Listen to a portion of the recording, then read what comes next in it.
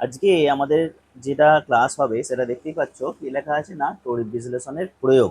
আমরা যে তড়িৎ বিশ্লেষণ পদ্ধতি করে এসেছি, অর্থাৎ একটা ভোল্টামিটারে তড়িৎ বিশ্লেষ্য পদার্থ নিয়ে তাতে তড়িৎ প্রবাহ করে যে রাসায়নিক পরিবর্তন সেটাকে আমরা তড়িৎ বিশ্লেষণ বলেছি। তো সেই যে তড়িৎ বিশ্লেষণ করেছি সেই তড়িৎ বিশ্লেষণের প্রয়োগগুলো আমরা দেখব। তো প্রথম প্রয়োগটা কি বলেছে দেখো, প্রথম প্রয়োগটা বলেছে অ্যালুমিনিয়াম নিষ্কাশন। তো অ্যালুমিনিয়াম নিষ্কাশন যেটা আমাদের সিলেবাসে দেওয়া আছে, অ্যাকচুয়ালি তড়িৎ বিশ্লেষণের প্রয়োগ করা হয় কি ধাতুর নিষ্কাশন। অ্যালুমিনিয়াম একটা ধাতু, তো অ্যালুমিনিয়াম ধাতুর নিষ্কাশন আমরা আমাদের সিলেবাস অনুযায়ী করে রাখবো। দেখো কোন কোন ধাতুগুলোর এই তড়িৎ বিশ্লেষণ পদ্ধতিতে নিষ্কাশন করা যায় সেটা আমরা দেখো। দেখো ধাতুর নিষ্কাশন মানেটা কি, দেখো প্রকৃতিতে তো সব ধাতু মুক্ত অবস্থায় পাওয়া যায় না, তাদের আকরিক পাওয়া যায়। সেই আকরিক থেকে ধাতুগুলোকে নিষ্কাশন করতে হয়। প্রকৃতিতে মুক্ত অবস্থায় পাওয়া যায় মানে একটা ধাতুকে, উদাহরণ যদি বলি কে, সোনা। একমাত্র সোনাকে তুমি মুক্ত অবস্থায় পাবে প্রকৃতিতে, বাদ বাকি তুমি লোহাকে, কপারকে, অ্যালুমিনিয়ামকে যা নিতে যাবে সবার কি হয়ে আছে না আকরিক পাবে। সেই আকরিক থেকে তোমাকে বের করতে হবে, ধাতুটাকে আলাদা করতে হবে। লোহাকে আলাদা, আমরা যে বর্তমানে যে লোহাগুলো ব্যবহার করি ওইগুলো প্রকৃতিতে আকরিক অবস্থায় থাকে। সেই লোহার আকরিক হেমাটাইট, সেখান থেকে আমরা লোহাকে নিষ্কাশন করব। অ্যালুমিনিয়ামের আকরিক বক্সাইট, তাকে সেখান থেকে আমরা অ্যালুমিনিয়ামকে নিষ্কাশন করব। তো এইখানে সবাইকে তো আর এই ধাতু নিষ্কাশন পদ্ধতিতে আমাদের মানে এই তড়িৎ বিশ্লেষণ পদ্ধতি নিষ্কাশন করতে পারবো না। কার কার তড়িৎ বিশ্লেষণ পদ্ধতিতে নিষ্কাশন করতে পারবো দেখো লেখা আছে, উচ্চ তড়িৎ ধনাত্মক ধাতু যেমন সোডিয়াম, ম্যাগনেসিয়াম, ক্যালসিয়াম, অ্যালুমিনিয়াম ইত্যাদি ধাতু নিষ্কাশনে তড়িৎ বিশ্লেষণ পদ্ধতি ব্যবহার করা হয়। মানে এই যে ধাতুগুলো আছে এই ধাতুগুলো নিষ্কাশনে আমরা তড়িৎ বিশ্লেষণ পদ্ধতি ব্যবহার করব। আমাদের সিলেবাস অনুযায়ী আমরা যেটা করব সেটা কি, সেটা হচ্ছে অ্যালুমিনিয়াম ধাতুর নিষ্কাশন। দেখো লেখা আছে অ্যালুমিনিয়ামের নিষ্কাশন। তো এই অ্যালুমিনিয়ামের নিষ্কাশন কিভাবে করব, তো সেটা আমরা এখানে দেখে নেবো। তার আগে আমাদের একটা ছবি দেখতে হবে। আচ্ছা দেখো, অ্যালুমিনিয়াম ধাতুর নিষ্কাশন আমরা করব। তো অ্যালুমিনিয়াম ধাতু নিষ্কাশনে এখান থেকে কিরম প্রশ্ন আসে, এখান থেকে দেখো যেরকম প্রশ্ন আছে আমরা শুধু প্রশ্ন অনুযায়ী আমরা করে নেবো, তাহলে আমাদের তো হয়ে যাবে। তো প্রশ্ন কিরকম আছে দেখো, এখানে বলবে তোমাকে যে অ্যালুমিনিয়ামের নিষ্কাশনের তড়িৎ বিশ্লেষ হিসেবে কি ব্যবহার করা হয়, বা বলতে পারে ক্যাথোড হিসেবে কি ব্যবহার করা হয়, অ্যানোড হিসেবে কি ব্যবহার করা হয়, এইগুলোই আমাদের বলতে পারে। এখান থেকে এরকম ছোট ছোট প্রশ্নগুলো হয়। তো আমরা বড় প্রশ্নের মতন করেই দেখে রাখছি কিভাবে আমরা যদি আমাদের পরীক্ষায় পড়ে আমরা তবু লিখে দিতে পারবো। তো দেখো আমরা এখানে অ্যালুমিনিয়াম একটা তড়িৎ নিষ্কাশন করবো, অ্যালুমিনিয়াম নিষ্কাশন করব। তো অ্যালুমিনিয়াম নিষ্কাশন করার জন্য দেখো বক্সাইট আকরিক থেকে প্রাপ্ত অ্যালুমিনার তড়িৎ বিশ্লেষণ পদ্ধতিতে তড়িৎ বিজারণ করে আমরা কি করব না অ্যালুমিনিয়াম ধাতু নিষ্কাশন করে থাকবো। তো সেই ধাতু নিষ্কাশন করার জন্য আমরা এখানে কে নিয়েছি, আমরা এখানে একটা পাত্র নেব, সেই পাত্রটার নাম কি দেবো, ভোল্টামিটার। এবারে এই ভোল্টামিটারের ভিতরের পাত্রে আমরা 1 ফুট একটা গ্যাস কার্বনের আস্তরণ রাখবো, কার্বন আস্তরণ। যেটাকে আমরা কি নাম দেবো, যেটাকে আমরা বলবো কি ব্যাটারির নেগেটিভ প্রান্তের সঙ্গে যুক্ত করবো, অর্থাৎ এটাকে আমরা বলবো কি ক্যাথোড। ব্যাটারির নেগেটিভ প্রান্তের সঙ্গে ক্যাথোড যুক্ত থাকে। আচ্ছা, এখান থেকে একটা গ্রাফাইট দণ্ড কতগুলো কপার পাতকে এই তড়িৎ বিশ্লেষণের মধ্যে ডুবিয়ে রাখবো, যেগুলোকে আমরা কি নাম দেবো, এগুলো হচ্ছে অ্যানোড গ্রাফাইট দণ্ড। তাহলে অ্যানোড হিসাবে কি ব্যবহার করা হয়, গ্রাফাইট দণ্ড ব্যবহার করা হয়। ক্যাথোড হিসাবে কি ব্যবহার করা হয়, গ্যাস কার্বনের আস্তরণ ব্যবহার করা হয়। আচ্ছা, তড়িৎ বিশ্লেষ্য হিসাবে কি ব্যবহার করা হয় দেখো, তড়িৎ বিশ্লেষ্য হিসাবে 20% অ্যালুমিনা থাকবে, যেখানে 60% ক্রায়োলাইট এবং 20% ফ্লোরসপার, এই তিনটেকে একসঙ্গে এইখানেই তড়িৎ বিশ্লেষ্য হিসেবে ব্যবহার করবো আমরা। এবারে আমরা যখনই এর মধ্যে দিয়ে তড়িৎ পাঠাবো, তড়িৎ বিশ্লেষণ হবে। তো আমরা এখানে তড়িৎ বিয়োজনটাকে প্রথম দেখে নিই। Al2O3 এর যদি তড়িৎ বিয়োজন ঘটে, তড়িৎ বিয়োজন হয়ে কি তৈরি হবে, তড়িৎ বিয়োজন হয়ে তৈরি হবে আমাদের Al3+ প্লাস O2 মাইনাস, এই আয়নটা পাওয়া গেল। তাহলে এই 3+ আয়ন কোথায় যাবে, ক্যাথোডের দিকে যাবে। আর O2 মাইনাস আয়ন কি অ্যানোডের দিকে যাবে। তাহলে দেখো ক্যাথোড বিক্রিয়ায় কি হবে, ক্যাথোড বিক্রিয়ায় Al3+ এর কাছে প্লাস আছে মানে কি ইলেকট্রন ঘাটতি আছে, তাই তো নাকি। তাহলে 3টে ইলেকট্রন কি করবে, গ্রহণ করলো, গ্রহণ করে কি তৈরি করলো, অ্যালুমিনিয়াম তৈরি করলো। এবারে দেখো বইয়ে তোমাদের এখানে 6টা ইলেকট্রন বলে এভাবে কিছু লেখা আছে। এখানে যদি আমি দুটো অ্যালুমিনিয়াম আয়ন নিই, তাহলে তো দুটো মানে 6টা ইলেকট্রন, তাহলে সেই 6টা ইলেকট্রন বর্জন করছে, বর্জন করে দুটো অ্যালুমিনিয়াম তৈরি করবে, তাই তো। তাহলে এই অ্যালুমিনিয়াম যাই আমি একটাই নিয়েছি, তার মানে 3টে ইলেকট্রন ত্যাগ করে সেই অ্যালুমিনিয়াম ধাতুতে পরিণত হলো এবং এই গ্যাস কার্বনের উপরে কি হবে, জমা হবে। আর অ্যানোড বিক্রিয়ায় তাহলে কি হবে বলো,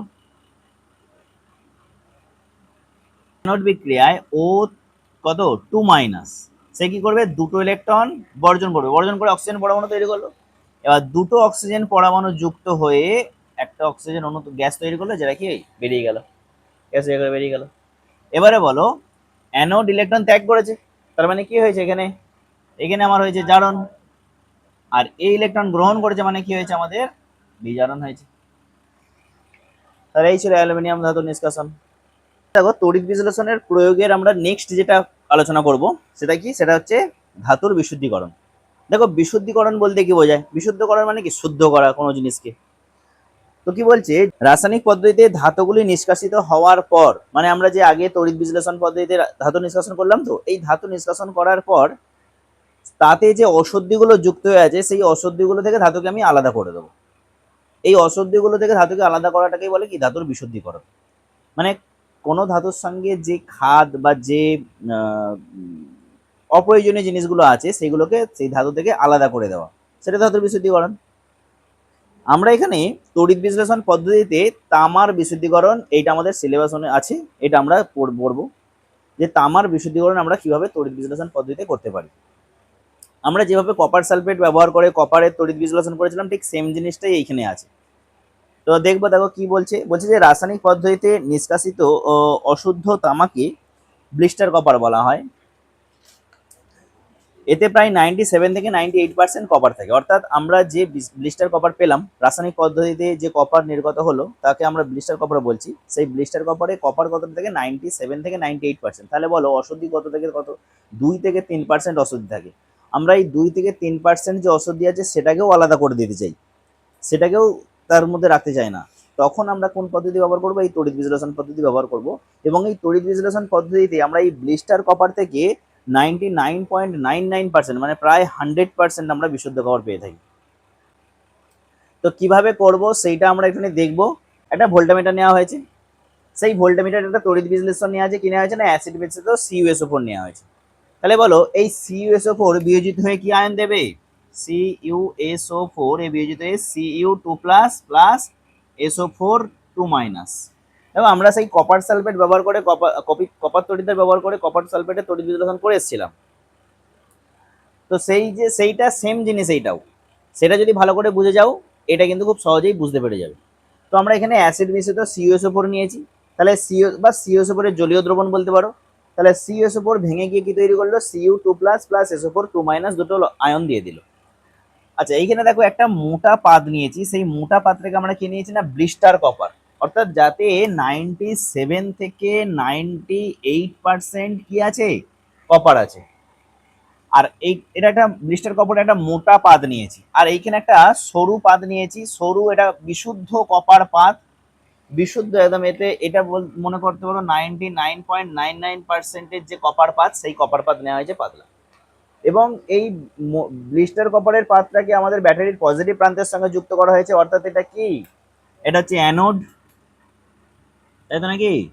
আর এই সরু পাতটাকে ব্যাটারির নেগেটিভ প্রান্তের সঙ্গে যুক্ত করা হয়েছে, অর্থাৎ এটা কি, এটা হচ্ছে আমাদের ক্যাথোড। এবার যখনই এর মধ্যে দিয়ে তড়িৎ যাবে তাহলে কি হবে, তড়িৎ যাওয়ার পরে তাহলে এখানে তড়িৎ বিশ্লেষণ প্রক্রিয়া ঘটবে। তো তড়িৎ বিশ্লেষণ প্রক্রিয়ায় কি ঘটবে, তড়িৎ বিশ্লেষণ প্রক্রিয়া ঘটবে কি না ক্যাথোড বিক্রিয়া অ্যানোড বিক্রিয়া হবে। তো প্রথমে আমরা করব কি অ্যানোড বিক্রিয়া।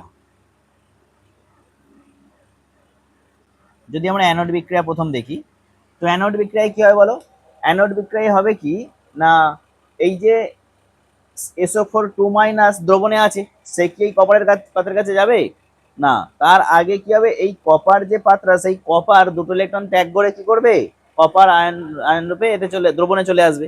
তো অ্যানোড বিক্রিয়ায় কি হবে, এই যে ব্লিস্টার কপারের যে কপার পরমাণু, সেই কপার পরমাণু দুটো ইলেকট্রন ত্যাগ করে Cu2 রূপে দ্রবণে চলে আসলো। এবার দ্রবণে যখন এই Cu2 এলো, এরপরে আমাদের জানবো কি ক্যাথোড বিক্রিয়া। সেই ক্যাথোড বিক্রিয়ায় কি হবে, এই Cu2 আয়নটা কি করবে, দুটো ইলেকট্রন গ্রহণ করে Cu ধাতু রূপে এই যে সরু পাতলা কপার পাত ছিল তার উপরে জমা হতে থাকবে। তাহলে দেখো এই ইলেকট্রন ত্যাগ করেছে মানে এইখানে আমাদের কি ঘটেছে, এখানে হচ্ছে আমাদের জারণ বিক্রিয়া ঘটেছে, আর এই ইলেকট্রন গ্রহণ করেছে মানে এখানে আমাদের বিজারণ বিক্রিয়া ঘটেছে। এবারে দেখো এ ধীরে ধীরে তাহলে মোটা হবে, আর এ ধীরে ধীরে কি হবে, সরু হবে, এবং যতক্ষণ না এ পুরো শেষ হয়ে যাবে ততক্ষণ তো বিক্রিয়া চলতেই থাকবে। তাহলে এইখানে যা কপার পরমাণুগুলো ছিল সেই সব কপার পরমাণুগুলি গিয়ে এতে যুক্ত হবে, অন্য কেউ তো যাবে না, অন্য কেউ তো যাচ্ছে না। তাহলে আমি এইখানে অন্য কাউকে আর পাচ্ছি, তাহলে 100% বিশুদ্ধ কপার পেয়ে যাচ্ছি। এরপরে আমাদের যেটা জানতে হবে সেটা হচ্ছে অ্যানোড মাড। দেখো মাড মানে কি, কাদা, তাই তো। তো অ্যানোড মাড অর্থাৎ অ্যানোডিক, অ্যানোড কাদা। তো অ্যানোড কাদা জিনিসটা কি দেখো, মানে কি দেখো, অ্যানোড মাড দেখো, যখন আমরা এই তড়িৎ বিশুদ্ধিকরণ পরীক্ষাটা করব, তো এর নিচে একটা মসলিনের থলি রাখা হবে, যে থলিতে কি হবে, এর অশুদ্ধিগুলো কি হবে, এতে তলায় এসে থিতিয়ে থিতিয়ে পড়বে। সেই যে থিতিয়ে পড়বে, অশুদ্ধিগুলো যে থিতিয়ে পড়বে, সেটাকে আমরা কি বলছি, অ্যানোড মাড। এবার এই অ্যানোড মাডে শুধু ওই অবশিষ্টগুলো থাকবে না, এখানে আমরা পাবো কাকে, এজি কে পাবো অর্থাৎ রূপো, এইউ পাবো সোনা, পিটি পাবো প্লাটিনাম, ইত্যাদি মূল্যবান ধাতুগুলোকে আমরা এই মসলিন থলিতে অর্থাৎ এই অ্যানোড কাদা থেকে আমরা পাবো। তাহলে এটাই হচ্ছে অ্যানোড মাডের গুরুত্ব, এবং এটাই হলো কি অ্যানোড মাড। মূল্যবান ধাতুগুলিকে আমরা অন্যান্য অশুদ্ধির সঙ্গে কাদা আকারে পাই, একেই বলা হয় কি অ্যানোড মাড। আর এর গুরুত্ব আমি বললাম কি না, এগুলো যেহেতু এত মূল্যবান ধাতু, এই ধাতুগুলো সংগ্রহ করে আমরা যে কাজগুলো করে থাকি সেগুলো করতে পারি। বিশুদ্ধিকরণ তো আমরা পড়লাম। এই বিশুদ্ধিকরণের পরে আমরা জানবো যেটা, সেটা হচ্ছে কি তড়িৎ লেপন, বা যেটাকে বলি আমরা ইলেকট্রোপ্লেটিং। দেখো এই জিনিসটা যদি আমরা দেখে থাকি, এখানে কি দেখতে পাচ্ছি না, অ্যানোড ক্ষয়প্রাপ্ত হচ্ছে, অ্যানোড ক্ষয়ে গিয়ে ক্যাথোডে যেটা রাখা আছে তার উপরে গিয়ে জমা হচ্ছে, তাই তো। তাহলে ধরো তড়িৎ লেপন জিনিসটা এরকমই, যে কোনো একটা ধাতুর ওপর অন্য একটা ধাতুর আস্তরণ দিয়ে দেওয়া, এটাকে আমরা তড়িৎ লেপন বলি। তো তড়িৎ লেপনে যদি আমরা সংজ্ঞা পড়ি, কি বলছে দেখো, বলছে তড়িৎ বিশ্লেষণ প্রক্রিয়ায় রাসায়নিকভাবে অধিক সক্রিয় কোনো ধাতুর ওপর অপেক্ষাকৃত কম সক্রিয় ধাতুর প্রলেপ দেওয়া। অধিক সক্রিয় কোনো ধাতুর ওপর কম সক্রিয় ধাতুর প্রলেপ দেওয়ার ঘটনাকে আমরা বলছি কি তড়িৎ লেপন। তড়িৎ বিশ্লেষণ প্রক্রিয়ার সাহায্যে এই ঘটনাটা আমরা করে থাকি। তো এক্ষেত্রে আমরা ধরো মনে করি যে লোহার উপরে জিঙ্কের আস্তরণ দেব, তাহলে জিঙ্ককে আমি অ্যানোডে রাখলাম আর লোহাকে আমি ক্যাথোডে রাখলাম, তাহলে জিঙ্ক ক্ষয়ে এসে অ্যানোডের উপর জমা হয়ে গেল, তাহলে কি হলো, অ্যানোড তড়িৎ লেপন হয়ে গেল। বা ধরো রূপোর তৈরি জিনিসের উপর আমি সোনার প্রলেপ দেবো, তাহলে সোনাকে আমি কোথায় রাখবো, রূপোর তৈরি জিনিসের উপর, তাহলে রূপোকে আমি ক্যাথোডে রাখবো আর সোনাকে আমি অ্যানোডে রাখবো, তাহলে এই সোনা ক্ষয়ে এসে কোথায় জমা হবে, এই রূপোর উপরে জমা হয়ে যাবে। তাহলে তড়িৎ লেপন যদি আমরা সংক্ষেপে বলতে চাই তাহলে কি হবে না, অধিক সক্রিয় ধাতুর ওপর কম সক্রিয় ধাতুর আস্তরণ দেওয়া, তাই তো। তড়িৎ বিশ্লেষণ পদ্ধতিতে অধিক সক্রিয় ধাতুর উপর কম সক্রিয় ধাতুর আস্তরণ দেওয়া, এটাকে আমরা বলবো কি তড়িৎ লেপন। এবার সেই তড়িৎ লেপন করার জন্য আমরা কি করব না, এখানে আমি একটা তড়িৎ বিশ্লেষণ পাত্র নেবো অর্থাৎ ভোল্টামিটার নেবো, যে ধাতুর প্রলেপ দেবো তাকে আমি রাখবো কোথায়, অ্যানোডে, তাকে আমি রাখবো অ্যানোডে, অর্থাৎ এইটা হবে আমাদের অ্যানোড। আর যার উপর প্রলেপ দেবো তাকে আমি যুক্ত করবো কাকে, কোথায়, ক্যাথোডে। তাহলে দেখো এইটাকে আমি নিলাম রূপো এ জি, আর এটাকে নিলাম ধরো সোনা যেটা হচ্ছে এইউ। তাহলে দেখো এইউ গুলো ক্ষইবে, ক্ষয়ে এসে কি হবে, এই এজির উপরে জমা হয়ে যাবে, তাহলে রূপোর তৈরি জিনিসের উপর সোনার আস্তরণ হয়ে গেল, তাহলে তড়িৎ লেপন হয়ে গেল। এবার এই তড়িৎ লেপনের ব্যবহারিক প্রয়োগ কি, তড়িৎ লেপনের সাহায্যে আমরা কি করতে পারি, তড়িৎ লেপনের সাহায্যে আমরা করতে পারি কি না, কোনো ধাতুকে দীর্ঘদিন আমরা টেকসই করে রাখতে পারি। ধরো লোহার জং ধরে যায়, মরচে ধরা আটকাতে আমি তার উপরে জিঙ্কের আস্তরণ দিয়ে দিলাম, অর্থাৎ যেটাকে বলে গ্যালভানাইজ লোহা। তো সেই গ্যালভানাইজেশন করার জন্য আমরা কি ব্যবহার করি, এই তড়িৎ লেপন ব্যবহার করে থাকি। আবার যেগুলো বললাম রূপোর তৈরি জিনিসের উপর সোনার আমি প্রলেপ দেবো, বা সিটি গোল্ডের যে আমরা জিনিসগুলো পড়ে থাকি, তো সেই সিটি গোল্ডের জিনিসগুলো তৈরি করার জন্য গোল্ডের আস্তরণ দেওয়া থাকে, সোনার জল করে দিয়ে তার একটা সোনার মতন একটা দেখতে এ করে দেওয়া, দেখতে পুরো সোনার মতন কিন্তু হয়তো সোনা নয়, ঠিক আছে। তো সেইগুলো করার জন্য আমরা এই তড়িৎ লেপন ব্যবহার করে থাকি। এবার এইখানে আমাদের কি জানতে হবে, এখান থেকে আমাদের জানতে হবে ওই যে কোন ধাতুর প্রলেপ দিতে গেলে কাকে কোথায় রাখতে হবে, এইটা আমাদের জানতে হবে, এটা আমাদের শর্ট প্রশ্ন হিসেবে পড়ে। আর একটা জানতে হবে তড়িৎ বিশ্লেষক হিসেবে কাকে কি ব্যবহার করা হয়। সোনার আচরণ দিতে গেলে আমরা তড়িৎ বিশ্লেষক পদার্থ হিসেবে কি ব্যবহার করবো, পটাশিয়াম অরসায়ানাইড, ঠিক আছে। রূপোর আচরণ দিতে গেলে কি ব্যবহার করবো, পটাশিয়াম আর্জেন্টো সায়ানাইড, তাই তো। নিকেলের আচরণ দিতে গেলে কি ব্যবহার করবো, নিকেল সালফেট ও সামান্য বোরিক অ্যাসিডের দ্রবণ।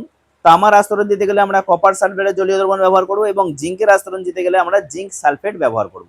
তাহলে এই তড়িৎ বিশ্লেষক হিসেবে কি ব্যবহার করবো এটা জানার দরকার। ক্যাথোড হিসেবে কাকে ব্যবহার করবো, অ্যানোড হিসেবে কাকে ব্যবহার করবো, ব্যাস আমাদের এই তড়িৎ লেপন থেকে এটুকুই আছে। তড়িৎ লেপন কাকে বলে, তড়িৎ লেপনের গুরুত্ব যেগুলো বললাম, আর এই তড়িৎ বিশ্লেষণ মানে তড়িৎ লেপনের ক্ষেত্রে কাকে কোথায় রাখবো। যে ধাতুর প্রলেপ দেবো তাকে অ্যানোডে, আর যার উপর প্রলেপ দেবো তাকে ক্যাথোডে। ব্যাস এই কনসেপ্টটা মাথায় থাকলে আমাদের এই তড়িৎ লেপন নিয়ে আর কিছু আটকে